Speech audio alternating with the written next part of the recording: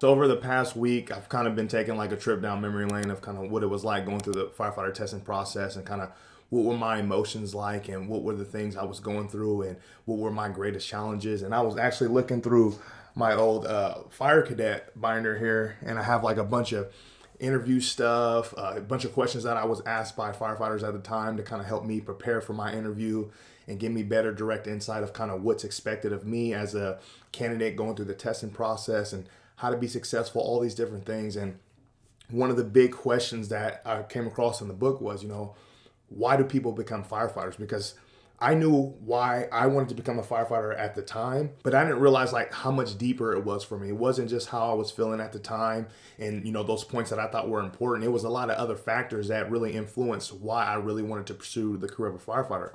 So what I did is I just kind of went through my notes, kind of seeing what I was putting down.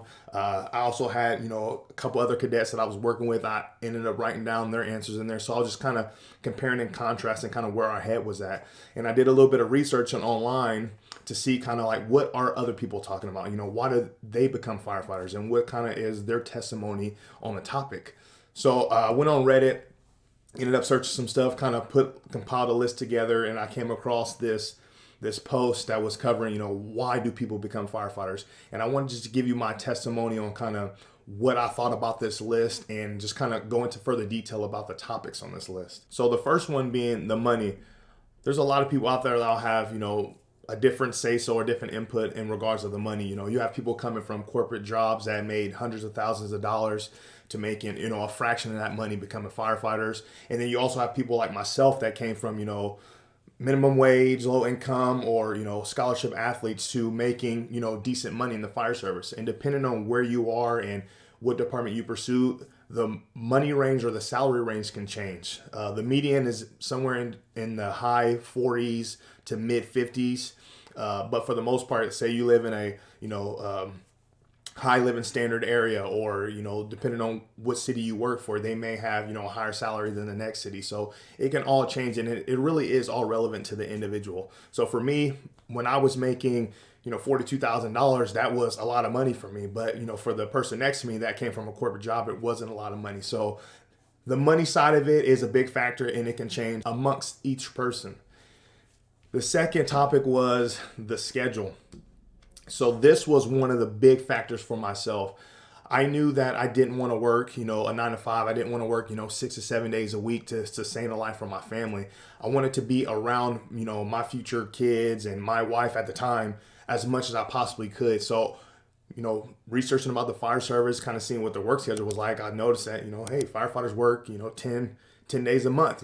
Some work 24 hours, 48 hours off. Some work at 48, 96. And there's a bunch of different schedules out there. But the whole purpose is, you only work a third of the month pretty much. So that was really enticing and really motivated me to want to pursue that career. That was a big factor for me. So I really think that is an important reason why people do become firefighters.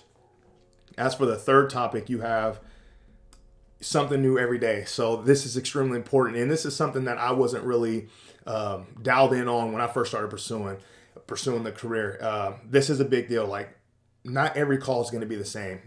Each citizen you respond on, may have, say they, citizen A has a cardiac problem. Citizen B may have a cardiac problem, but it's, completely different situation. You may have to alter, how you care for that patient. And even responding to fires, you responding to structural fires, and you may also respond to, a hazmat scene. And, depending on if you have a specialty, you may respond to, a technical rescue event, whether it be, confined space or, mountain rescue or whatever the case is. Like, the fire service is tentative. It's ever changing. So every time you respond now, it's completely something new, completely something different. And yeah, the way you respond and the way you mitigate yourself is you follow your standard operating procedures and how you do things, but not every call is going to be the exact same. So that's a big factor as well. And a lot of people need that excitement and fulfillment in their life.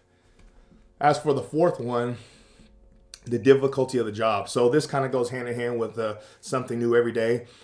A lot of people out there need a challenge in their life. They don't like complacency. They don't like to just be like okay doing what they're doing. They want to constantly, feel challenged and feel that they're making growth and development and, in their processes and throughout their life. So the fire service is a great career to actually achieve that. Not even just from responding to calls or, responding to structural fires or whatever cases, even just growing as a team and learning how to adapt and work well with one another. The big thing in the fire service is we have to get along with one another. We are literally roommates for a third of our lives. So one of the greatest challenges in the fire service is literally vibing and getting along with one another at the station. So that constant challenge of, you're dealing with a bunch of different personalities, and the challenge of, knowing you have to stay up on your EMS skills and your firefighter suppression skills. And, if you have a specialty, being dialed in on your hazmat stuff or your technical rescue stuff or swift water, whatever the case is just constantly,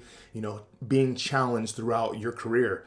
And that's a big factor. As for the fifth one, respect of the job. This is a huge one for me as well. My big thing is I wanted to pick a career that not only myself can be proud of, but, obviously like my mom and, my family and loved ones, but more importantly, my wife and my kids. I wanted my kids to look at me as their father and truly be proud. Like, hey, my dad's a firefighter. My dad's out there helping people. My dad's out there making a difference. That was extremely important for me. So I just truly wanted my kids to see that there's more to life than just thinking about yourself or, being about yourself or taking care of yourself. It's about, doing for others while still fulfilling your goals and your ambitions in life. And that's what I was doing as a firefighter. I enjoyed what I did. I loved what I did. I loved making a difference. And doing all that, I was bettering myself, bettering my family situation, bettering my finances.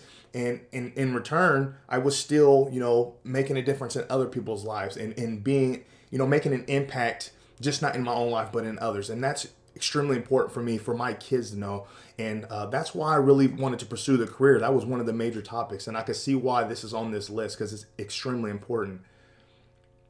As for the sixth, keeps you in shape. So it's true. For the most part, especially as time's changing, you have a lot of CrossFit coming into the fire service, and, people are more educated on nutrition and better ways to live a healthier and become more durable throughout your career. So all this stuff plays into a factor. So being in the fire service, especially from the outside looking in, you think, oh, they're firefighters, they're BA, and, they got to stay in shape and they're all strong and all this stuff. Not all firefighters are in the best shape ever, but for the most part, that's what we pride ourselves on. We go to work and, we do our training, we do our studying, we run our calls, but we try to get together and, come up with some sort of drill, or we're doing some sort of, fitness test, or, working on pulling hose line, or even lifting weights, doing some cardio, just really taking pride in, our health, in our heart health, and just our overall health in general, knowing that we have a 25 plus year career that's really set out to get us. It's going to beat us down mentally, physically, and all those things. So we have to do everything in our power to take care of our health, so we don't just only, live a healthy life throughout our career, but we live a healthy life outside of our career through retirement. So that's a huge and important factor. And it was major for me, because leaving sports, I knew that I needed that in my life, and I wanted to be around people that, valued that as well. So the fire service is a great place for that. As for the seventh, paid to work out and sleep. I mean, to be blunt, it's the truth. We literally get paid as we're on shift while, we're working out and, doing things that we would normally do in our life, if, because we value fitness and, nutrition and all that stuff in our lives outside of work. So we go to work, and, the downtimes we have and the time we have available to work out, that's what we do, and we're getting paid during that time. Even when we're sleeping, because we work, 24-hour shifts or 48-hour shifts or whatever the case is, we're sleeping and we're still on the clock.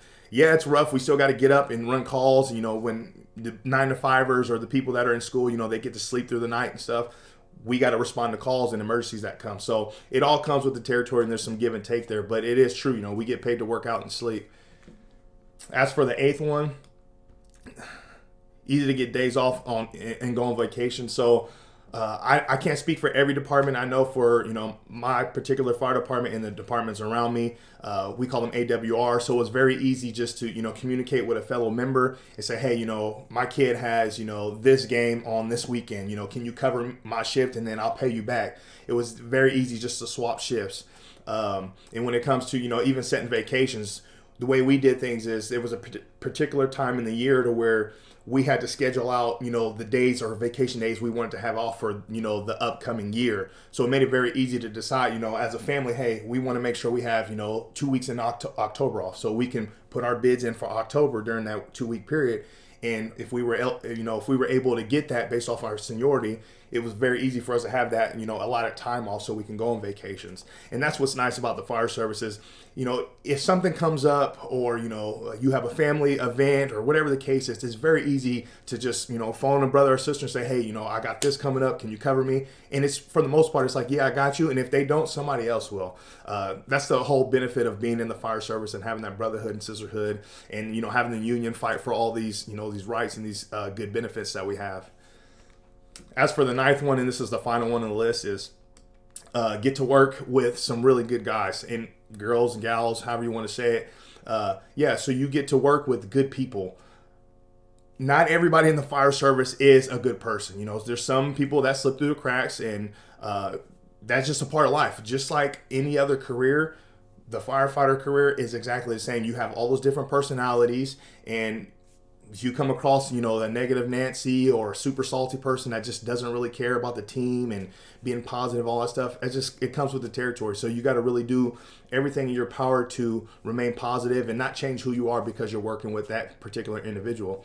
Now, with that being said, for the most part, in a general sense, when you're kind of looking at the majority, like, we're all pretty much like-minded. We know we all struggle at times, and, we're here to grind and do a good job, and, times are hard sometimes, but for the most part, like, a lot of people are energetic and happy and blessed to be where they're at. They don't forget, the process they had to go through to get to where they're at. And, they just don't forget that they're truly blessed to be where they're at. I know for me, for instance, I really prided myself on trying to be as positive as possible.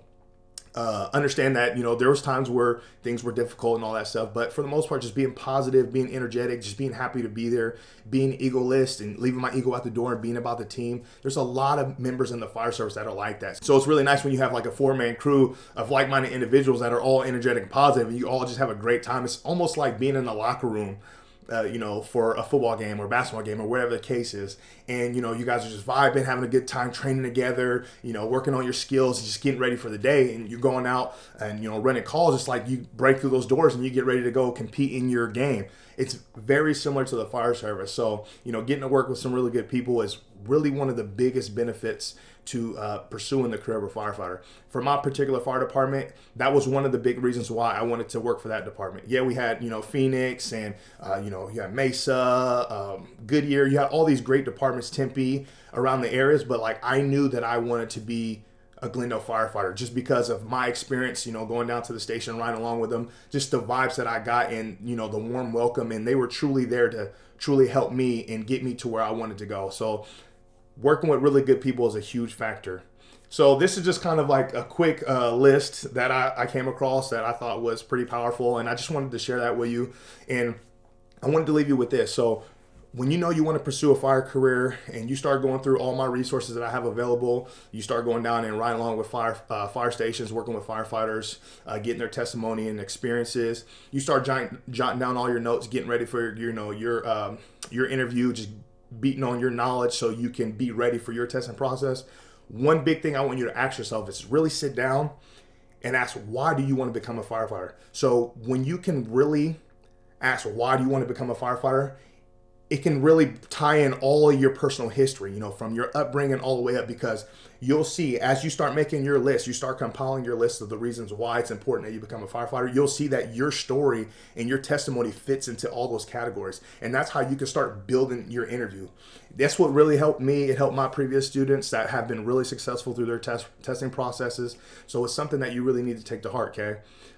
With all that being said, I really appreciate you guys being here. I hope that this video has, helped you. I hope you found value in it. Remember, continue to work hard out there, stay consistent, and I'll catch you in the next one.